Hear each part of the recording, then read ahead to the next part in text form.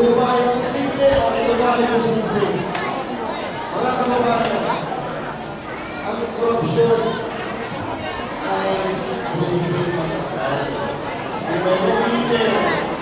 Kung mayroong leader na paninitigan at talagang ipagmamahal niya ang korupsyon, saan nangyayari kasi ito para nagtatakipan? Nagtatakipan mga kandidato, natatakot sa senador, natatakot sa congressman, natatakot kay mayor, natatakot sa presidente. Sa madaling salita, walang mga young bulls. Walang paninindigan. Pero may isang kandidato ako na punong-puno ng paninindigan. Isa po dyan, si Pastor Apollos Kibuloy. Dahil ikinulong na, nilusog na ang kanilang simbahan, hindi pa rin ang patinan, nananatiling na nakatayo, naninindigan sa kabutihan at katotohanan. Galit na galit sila kay Pastor kasi hindi nila kayang bayaran ng pera si Pastor Kibuloy. Alam niyo po ba, noong mga nakaraang panahon, may mga politiko na lumalapit kay Pastor, pinabayaran ng bilyon-bilyon para pagtakpan ang kanilang kamalian, kasinungalingan, at pandarambong. Pero hindi yung pinatulan ni Pastor Apollos Kibuloy. Kaya yun, siya ngayon ay nakakulong. Nakulong sa hindi malamang dahilan kung ano ba talaga ang kasalanan niya. Siya ba ay ganito, siya ba ay ganyan, pero walang malinaw na kaso na nakasama sa kanya. Yung mga hiniling, hinidili para hindi siya palabas, para hindi siya makapagpanya. Kaya kami nandito sa inyo ngayon, kinakausap namin kayo, mata sa mata, puso sa puso, para hindi po ang suporta po ninyo ngayong darating na eleksyon ay 2025. Tinanong ko po kayo kanina, kung gusto po ang bansa natin ngayon, maayos po ba ang bansa natin ngayon? Hindi yun.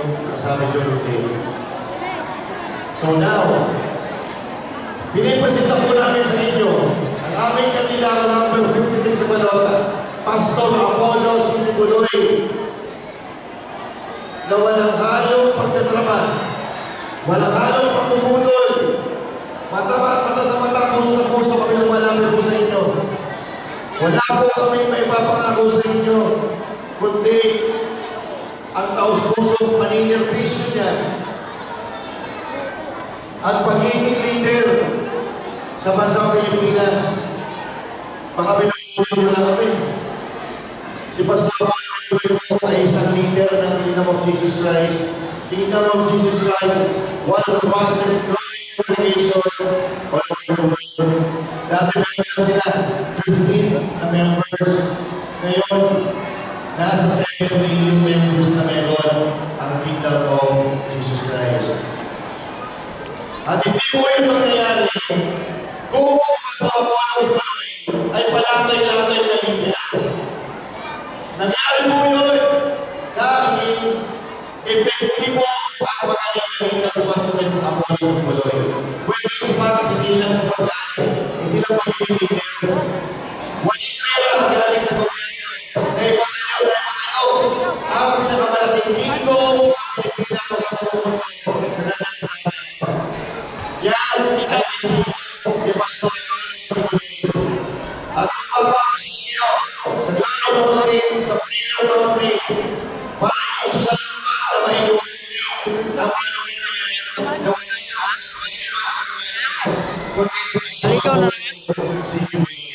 nung sa hindi nakarating ikaw din kami Alexis sa Facebook o sa YouTube. Si ano na nakarating doon, si Mata. Alam mo ba sa tawag si Bato of Jesus Christ ay meron sa isang bansa na first year First World